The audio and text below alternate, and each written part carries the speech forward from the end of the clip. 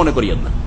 তিন শ্রেণীর মানুষকে অবহেলা করিয়েন না, তাদের মানহানি করিয়েন না, তাদেরকে অপদস্থ করিয়েন না, তাদের লাঞ্ছিত করিয়েন না, তাদের বিরুদ্ধে সমালোচনা করিয়েন না, তাদের ক্ষতি সাধনের চেষ্টা করিয়েন না। তিন শ্রেণীর মানুষ কারা? বলছেন ওলামা। আলেম ওলামার বিরুদ্ধে কখনো জবান খুলবেন না, যদি কোরআন সুন্নাহর আলেম হয়, একটা না হলে আপনার ক্ষতি আছে। ওয়াল ওমারা ওয়া সালাতিন, আর দ্বিতীয় হচ্ছে যারা নেতৃস্থানীয় ব্যক্তি, তাদের বিরুদ্ধে জবান খুলিও না। কিন্তু গণতন্ত্র শিখিয়েছে যে বাক স্বাধীনতা, তো গণতন্ত্রের ব্যাপারটা অন্যরকম।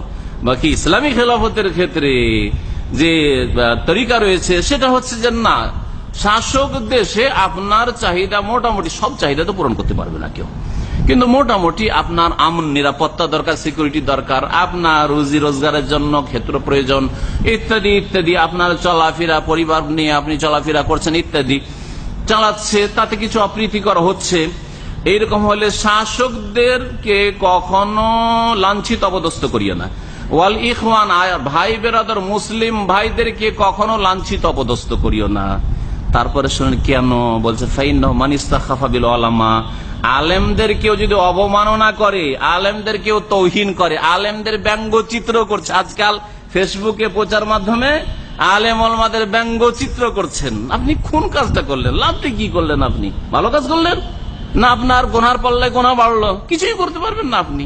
আরে হাতি চলতা রহেগা কুত্তা ভুগতা রে, কিছুই করতে পারবেন না আপনি, কিছুই করতে পারবেন না। এইসব করে লাভটাই কি করলেন? এগুলো হচ্ছে নোংরাদের কাজ, নিকৃষ্টদের কাজ, এগুলি ওদের কাজ যাদের কাছে কোরআনের দলিল নাই, রসুলের হাদিস নেই, আলেম সমাজ কোরআন হাদিসে কথা বলছে, সেই জন্য তাদের আপনি তৌহিন করছেন, তাদের ব্যঙ্গচিত্র করছেন, তাদেরকে নিয়ে উপহাস করছেন, বা তাদের উপর আপনি ফতোয়াবাজি করছেন।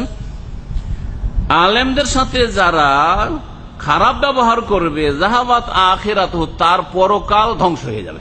ভালো করে শুনেন, আব্দুল্লাহ বিন মুবারক বলেছেন, আলেমের বিরুদ্ধে, কোরআন সুন্নাহর আলেম হইতে হবে, কিন্তু আবার আলেম তিন প্রকার আছে: পেট পূজারি আলেম, তাবিজ ব্যবসা, মাজার ব্যবসা, পীর মুরিদির ব্যবসা, বিনা লাইসেন্সের সব ব্যবসা, ওগুলো আলাদা। মিলাদ ব্যবসা না, ওগুলো নাই।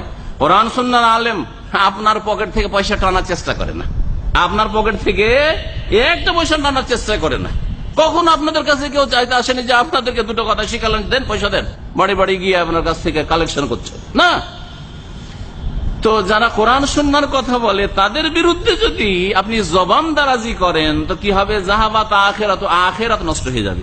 ওমান ইস্তাখাফা বিসুলতান, আর শাসকের বিরুদ্ধে যদি জবান দারাজি করেন, যদি আপনি বাড়াবাড়ি করেন, আর আপনি যদি অন্যায় কথা বলেন, আর যার মাধ্যমে বিশৃঙ্খলা সৃষ্টি হবে, এইরকম যদি পদক্ষেপ নেন, জাহাবাত দুনিয়া, দুনিয়া খারাপ হবে।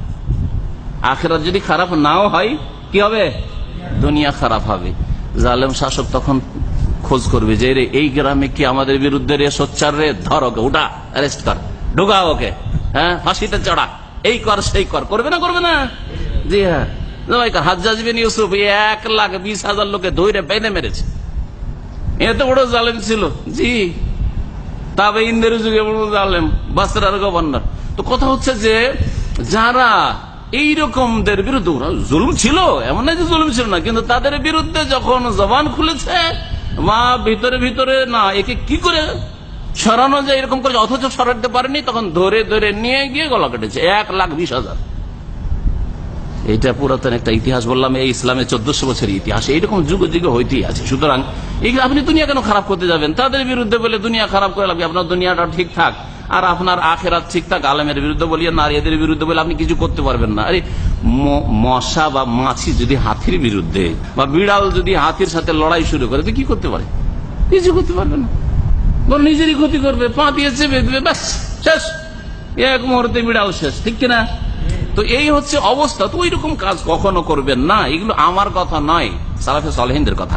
3 নম্বর বললাম যে ভাই বেরাদর, আত্মীয় স্বজন, দিনী ভাই, মুসলিম ভাই, এদের বিরুদ্ধে ওমান ইস্তাখাফা বিল ইখওয়ান, আর যারা মুসলিম ভাই বেরাদরের বিরুদ্ধে বলে, মুসলিম মুসলিমের বিরুদ্ধে বলে, মুসলিম মুসলিমের বিরুদ্ধে ষড়যন্ত্র করে, জাহাবাত মুরুওয়াতুহু, তার মান সম্মান নষ্ট হয়, মান সম্মান নষ্ট। এটা কি মানুষ নাকি? দেখো, মুসলিমের বিরুদ্ধে এইসব কাজ করছে, মুসলিমদের বিরুদ্ধে কাজ করেছে, ওই গ্রামের মুসলিম, সে ওই গ্রামের মুসলিম, একজন আরেকজনের বিরুদ্ধে শেকড় কাটছে। এই কেমন মুসলিম যে মুসলিম দেশের বিরুদ্ধে ষড়যন্ত্র করছে অথবা গোয়েন্দাগিরি করছে? তো যাই হোক, মুসলিম কোন ব্যক্তির বিরুদ্ধে যদি আপনার মুসলিম ভাই, কখনো আপনি তার বিরুদ্ধে জবান লম্বা করবেন না, আলেমের বিরুদ্ধে করবেন না, শাসকের বিরুদ্ধে করবেন। সিয়ারু আলামিন নুবালা, ইমাম যাহাবী রাহমাতুল্লাহ আলাইহি, 17তম খণ্ড, 251 পৃষ্ঠা। এই দিয়ে আমার আলোচনা কথা লম্বা হয়ে গেল। মনে করছিলাম যে এই বিষয়টি আপনাদের জন্য অনেকটাই নতুন হবে, কারণ এগুলো বিষয় অনেকে মনে করে যে এগুলো বলা মানে হচ্ছে দরবারি আলেম হওয়া, বড়ই রোগ একটা, বুঝতে পেরেছেন? এই ধরনের কথা বললে দরবারি আলেম। আর কোন দরবারে গিয়েছি বলেন? ওদের কাছে গিয়েছি কোনোদিন দেখেছেন কোনোদিন যে ওদের সাথে গিয়ে বসে যার ছবি তুলেছি? আর নিজেরা, আমি নিজের কথা বলছি না, আমাদের বড় বড় ওলামারা আছে, কোনদিন দেখেছেন যে ওদের পাশে বসে একসাথে ইফতার পার্টিতে আমরা কোনো মহিলার সাথে বা পুরুষের সাথে, নেতা নেত্রীর সাথে আমরা ইফতার পার্টিতে আছি, দেখেছেন নাকি? তারপর যদি আমাদেরকে দরবারি বলেন, তো দরবারি ওরাই হইতে পারে যারা ওদের পিছনে পাশে দেখেন যে ছবি মাশাআল্লাহ মহিলার পাশে বসে আছে, অথবা এদের পাশে বসে আছে, অথচ জুলুম অত্যাচার করছে, সেটা হইতে পারে। অথবা বললো যে তারা আমাদের বন্ধু, আমরা বন্ধু বলি, শত্রু বলি না। শত্রু বললে দুনিয়া খারাপ করবে, আর বন্ধু বললে ইমান খারাপ হবে। আমরা বন্ধু বলবো না, শত্রু বলবো না। এটা হচ্ছে আপনার নিরাপদ, আপনি নীরব থাকেন। জবান থেকে কোনো কথা বেরিয়ে গেলে ফিরিয়ে নেওয়া যায় না।